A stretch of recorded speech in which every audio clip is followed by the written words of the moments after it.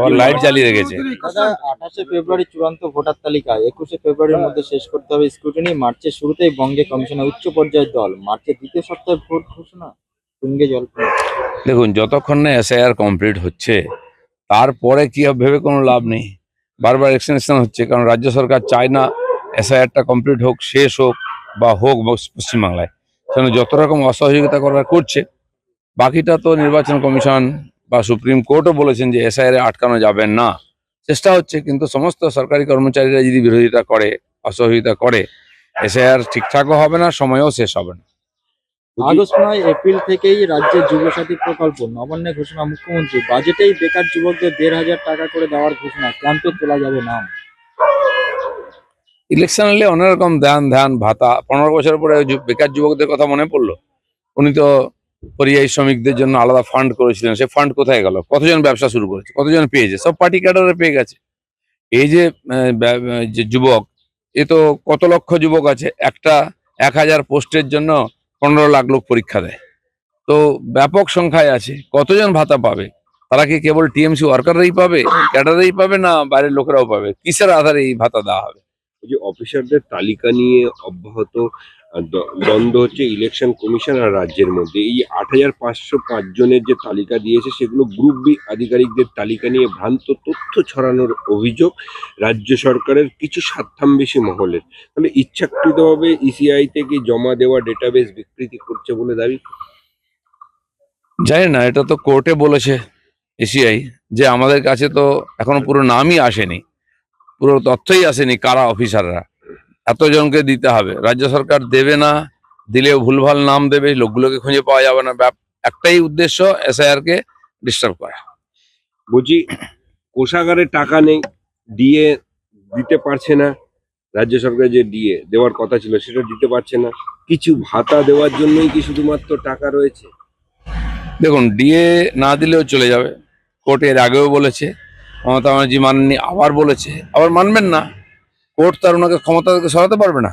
তো সেই জন্য এখন যেটা জরুরি, আর সেটা হচ্ছে ভোটের সুবিধার জন্য কাকে দেওয়া উচিত। অন্যান্য ভাতা বাড়িয়ে দেবেন, কিন্তু যাদের অধিকার, যারা কাজ করছেন তাদেরকে বঞ্চিত করবেন, সেটাই বারবার হচ্ছে। তো আমার মনে হয় না যে ডিএ কর্মচারীরা সময়ে পাবেন। হয়তো নাম মাত্র একটা কিছু দিয়ে দেবে, আর তার কিছু তামেদার বলছে দিদি বিরাট কিছু করেছেন, তারা লাফাতে আরম্ভ করবেন, ইলেকশন পার হয়ে যাবে। জ্ঞানেশ কুমারের অপসারণে অনেক তৃণমূল, মুখ্য নির্বাচন কমিশনের বিরুদ্ধে ইমপিচমেন্ট প্রক্রিয়া শুরু, ইন্ডিয়া শরিকদের সঙ্গে আলোচনা চলছে, জানান অভিষেক। না, এখন কি আছে, লড়াইটাকে দিল্লিতে নিয়ে গিয়ে পশ্চিমবাংলায় এই যে নির্বাচন কমিশন দ্বারা এসআইআর হচ্ছে, এটাকে ডিস্টার্ব করার চেষ্টা হচ্ছে। আর কেবল লাইমলাইটে আনা যে মমতা ব্যানার্জি একমাত্র মোদির সমানান্তর, তিনি তার বিকল্প। তো আগে তো বাংলা জিতুন, তারপর সর্বভারতীয় নেতা হবেন। অনেকবার চেষ্টা করেছেন, বাংলার বাড়িতে কোথাও খাতাও খুলতে পারলেন না। তো এরকম একটা অব্যবস্থা তৈরি করে ইলেকশনটাকে ডিলে করা বা এসআইআর কে ডিলে করা, এটাই উদ্দেশ্য, আর কোনো কারণ নেই। ইমপিচমেন্ট কোথায় হবে, কে করবে, কার দম আছে? বুঝি ভবানীপুরটা নিয়ে, ভবানীপুর বিধানসভা কেন্দ্র নিয়ে যথেষ্ট উদ্বিগ্ন মুখ্যমন্ত্রী মমতা বন্দ্যোপাধ্যায়। ফের বিএলএ-2দের নিয়ে বৈঠক, তৃতীয় দফায় বৈঠক, বাড়ি বাড়ি কারণ আছে। দেখুন, মমতা ব্যানার্জিকে এমন ভাড়ানো হচ্ছে অজেয়। বিজেপি তো ওনাকে হারিয়েছে নন্দীগ্রামেতে, তো ওখানে হারলে এখানেও হারতে পারেন। 44,000 নাম অলরেডি বাদ গেছে। এখন ভয়ে আছেন যে এসআইআর কমপ্লিট হলে আরো কত নাম বাদ যাবে। তো যেটা উনি লিড পান, এখান থেকে তো লুটপাট করে, চুরি করে, ছাপ্পা ভোট দিয়ে হয়। তো সেটাই যদি পুরো চলে যায়, মমতা ব্যানার্জি জিতে আসা খুব মুশকিল, আর টেনশন থাকাটাও স্বাভাবিক।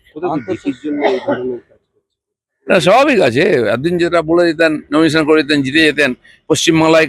এটা টিএমসির পক্ষে কোনো সিটই আজকে সেফ নয় বা জিতে যাবেন এরকম নয়। ববি হাকিম বলছেন না মুখে যে আমাকে কেউ হারাতে পারবে না। 66,000 নাম বাদ গেছে।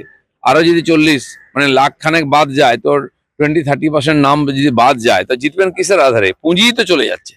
অন্তঃসারশূন্য বাজেট, নেই বাংলার উল্লেখ, বাংলার টাকা আটকে রাখার অভিযোগ কেন্দ্রকে নিশানা অভিষেকের। বঞ্চনার জবাব ব্যালটে দেবে মানুষ। এই বঞ্চনার গল্প বলতে বলতে 15 বছর কেটে গেল, বিদায়ও হয়ে যাবে। আপনাদের কোনো রেভিনিউ নেই, খালি মদ বিক্রি করা ছাড়া কোনো ডিপার্টমেন্ট রেভিনিউ কালেকশন করতে পারে না। এইভাবে কোনো সরকার চলতে পারে? কোনো নূতন রাস্তাঘাট বা কোনো অন্য প্রজেক্ট, বিউটিফিকেশন, ট্যুরিজমের ডেভেলপমেন্ট কিচ্ছু নেই। যে রাস্তা একবার সারাই হয়েছে কবে, সে আর সারাই হচ্ছে না। বাকি তো কলকারখানা, চাকরি বাকরির কথা ছেড়েই দিন, ভাতা দিয়ে কদিন চলতে পারে? তো তো সেই জন্য এই ধরনের একটা অপদার্থ সরকার যত তাড়াতাড়ি যায় তত ভালো। একদিকে বেআইয়ের সম্পত্তি নিয়ে চাপ, আর একদিকে রাজনীতির ময়দানে বাবরি আবেগ শান দেওয়ার চ্যালেঞ্জ। দুধে বেলডাঙ্গার শুরু বাবরি মসজিদের নির্মাণ, হুমায়ুন কবিরের।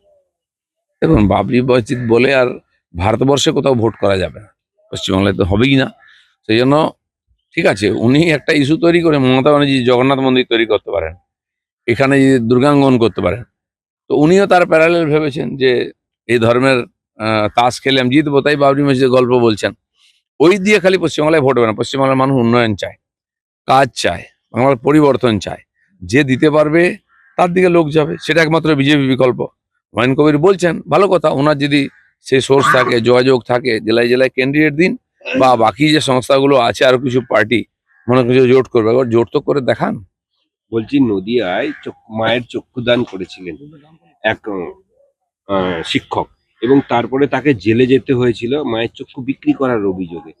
উনি চক্ষুদান করেছিলেন মেডিকেল কলেজে, সরকারি মেডিকেল কলেজে। সেই চক্ষু প্রাপ্তির কথা স্বীকার করেছেন সেই সরকারি মেডিকেল কলেজ কৃষ্ণনগরে, কিন্তু তথাপি তাকে জেল মুক্তি হচ্ছে না। আগামী দিনে তো কেউ চক্ষুদান কর্নিয়া দান কেউ করবেই না। দেখুন, এটা তো প্রশাসনিক এবং বিচারিক বিচার ব্যবস্থার সমস্যা। কারণ এখানে পুলিশ কি বলতে কি বলে, কি লিখতে কি লেখে, যাকে ইচ্ছা চোর সাজিয়ে দেয়, যে কোনো বড় চোরকে সাধু সাজিয়ে দেয়, এটা পুলিশের কাজ সাজিয়ে, তারা যেভাবে রিপোর্ট দিচ্ছে করছে, তার আধারে কোর্ট জাজমেন্ট দেয়। কেন এই ধরনের কাজে যদি সত্যি সত্যি বিক্রি করে থাকে, কেউ তো পয়সা দিয়েছে সে লোকটাকে, কত টাকা দিয়েছে, কোথায় দিয়েছে, কবে দিয়েছে, এই তথ্য চাই তো, নাহলে যে কোনো লোককে ধরে জেল ঢুকিয়ে দেবেন, তাহলে তো কেউ তো অঙ্গদান করবে না। খুব বাজে মেসেজ, এটা এটা হওয়া উচিত নয়। দাদা বাংলাদেশে দাদা